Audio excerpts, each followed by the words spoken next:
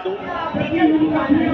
देश में संविधान को खत्म करने की एक बहुत बड़ी साजिश चल रही है। इसे हमें बचाना है, हर हाल में बचाना है। और जब तक संविधान है तब तक हमें बोलने की आज़ादी है, आंदोलन करने की आज़ादी है।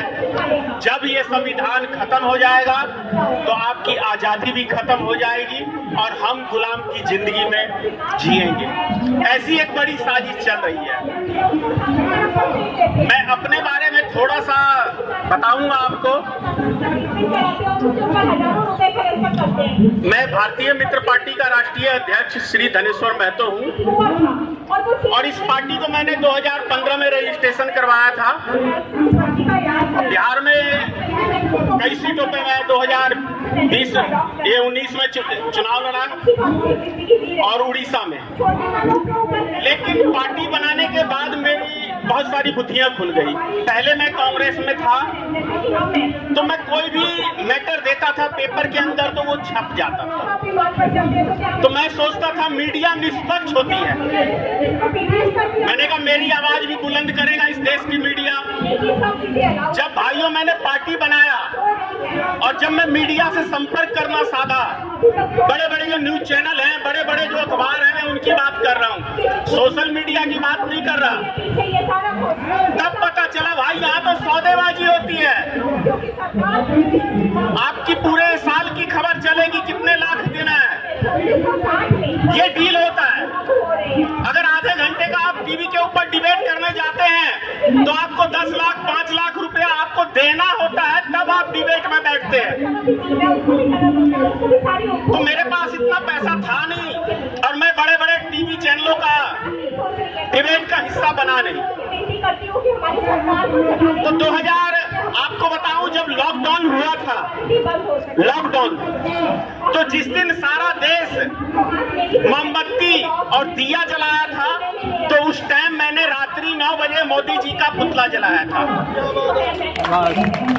और इसलिए जलाया था कि मोदी जी देशवासियों को मूर्ख बनाने का काम कर रहे हैं। अगर कोई पहला नंबर तो मैं कोरोना नाम की चीज को मानता ही नहीं। ये बहुत बड़ी साजिश थी हमारे देश के अंदर। गरीब मजदूरों को भूख प्यास से मारने का एक बहुत बड़ा षड्यंत्र था। मैं इसको इस तरीके नजरिए से देखता हूँ। और मैंने कोई कोरोना का वैक्सीन वगैरह कुछ नहीं लिया। दिल्ली सफर किया, पटना सफर किया, बिहार में कई जगह सफर किया, ऐसा मुझे कुछ लगा नहीं।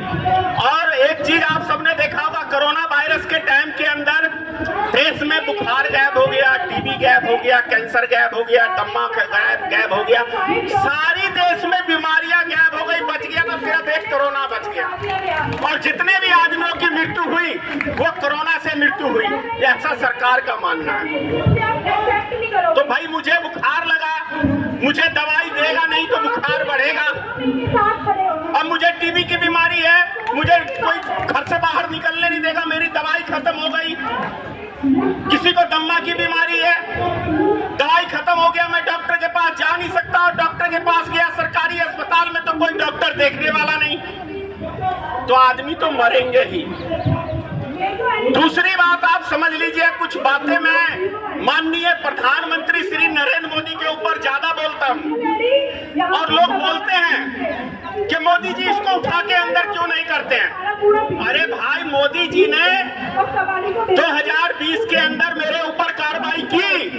जिस दिन मैंने पुतला जलाया मोदी जी का, अगले दिन सीबीआई जांच के आदेश दे दिए मेरे लिए। 350 वीडियो सोशल मीडिया से उठा के चेक करने के बाद सीबीआई वाले को कुछ नहीं मिला। तब मुझे कॉल किया कि धनेश्वर महतो जी, मैं सीबीआई डिपार्टमेंट से हूँ, मुझे आपसे मिलना है। मैंने कहा आप आइए पटना कार्यालय में मेरे। तो वो कहने लगे, बहुत सारी बातें की, बोलते हैं मोदी जी का आप इतना विरोध क्यों करते हैं। मैंने कहा मोदी जी कांग्रेस को फूल माला चढ़ा के तो सत्ता नहीं हथियाए हैं भाई। मोदी जी विरोध करके आए हैं सत्ता के अंदर, तो मैं भी एक विपक्षी पार्टी का नेता हूं, मैं भी विरोध करता हूं, मैं भी उनकी खामियां गिनाता हूं। तो आपत्ति क्या है आपको?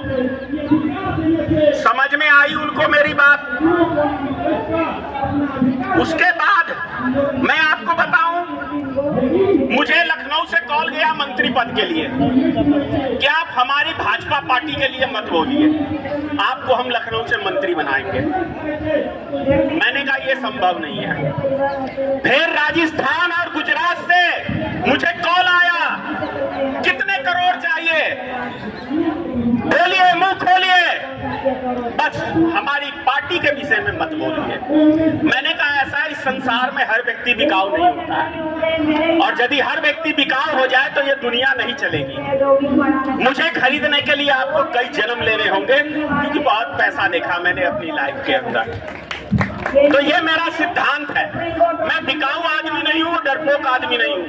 अभी मैं कुछ इंटरव्यू दे रहा था न्यूज नेशन पे, ये नेशनल दस्तक में माफ करिएगा। तो एक महाशय जी प्रशासन के ही पदाधिकारी धक्का दे दिए, उनको बुरा लग गया मेरी बात। अरे भाई धक्का क्यों देते हो, आपको मेरी बात लगती है बुरी तो मुझे अरेस्ट कर लो आप। बोलो मोदी जी के पास, देखो भाई मैं आपका सबसे बड़ा दुश्मन लाया हूं, पकड़ के मुझे इनाम दो, निश्चित है आपको इनाम मिलेगा। धक्का मत दो, अपमान मत करो। अगर मैं कुछ गलत बोलता हूं आप मेरे खिलाफ FRI दर्ज करो, मुझे अरेस्ट करो, कोर्ट में पेश करो। जो सिस्टम है ऐसा मत करो, अपमान मत करो। तो मैं आप मोदी जी के ऊपर कुछ आपको जानकारी दे रहा हूं। सन 2002 का दंगा याद है ना आप सबको, जब गुजरात में हुआ था। मैंने कहा मोदी जी ने हिंदुओं का नेता बनने के लिए ये कांड कराया है, और 1.5 महीने तक दंगा चला, आपने देखा होगा। 2014 के अंदर जब ये 13 दिसंबर में गांधी मैदान गए थे पटना, वही बगल में मेरा घर है गांधी मैदान के, ऊंचा मकान है, पूरा गांधी मैदान नजर आता है। 13 बम उस रैली के अंदर फोड़े गए थे, 14 टोटल, एक पटना जंक्शन गांधी मैदान में बाथरूम में, और 13 बम फोड़े गए थे आपको गांधी मैदान में। तो वहां पे गांधी मैदान में जब बम फूट रहे थे तो भाजपा के नेता बोलते थे उस भाषण में कि अरे भाई पटाखे ज्यादा मत फोड़ो, ऐसा उन्होंने भाषण दिया था। और जब मोदी जी वहां मंच पे भाषण देने आए तो मोदी जी ने कहा अरे जितना बम फोड़ना है आप फोड़ो, मुझे बम से डर नहीं लगता है। भाई डर कैसे लगेगा, आपको पता है कि आपके मंच के नीचे कोई बम है ही नहीं। बम तो हमने पब्लिक के बीच में रखवाया है, पब्लिक मर रही है। तो ये न मोदी जी है।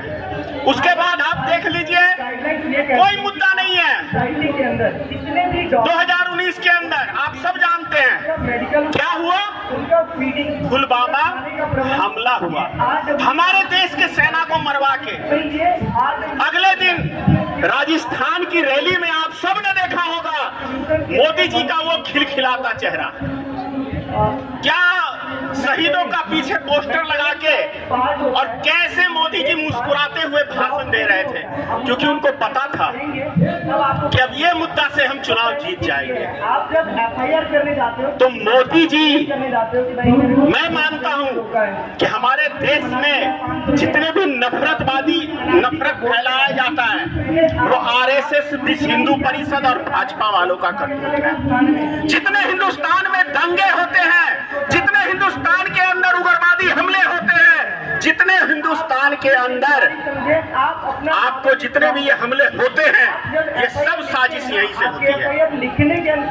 एक कहावत सुना है ना, चोर मचाए शोर। ये चोर भी है, डाकू भी है, उग्रवादी भी है, सभी चीज है, लेकिन हर विपक्षी नेता को आज चोर बता रहा है। आपको याद होगा 2013 के अंदर 2012 में कांग्रेस के ऊपर लाखों आरोप लगाए इन्होंने, ये घोटाला, वो घोटाला, 2G घोटाला, स्पेक्ट्री घोटाला, कोयला घोटाला, अमरक घोटाला, पता नहीं कौन कौन सा घोटाला, सारे घोटाले में कांग्रेस बरी हो गए।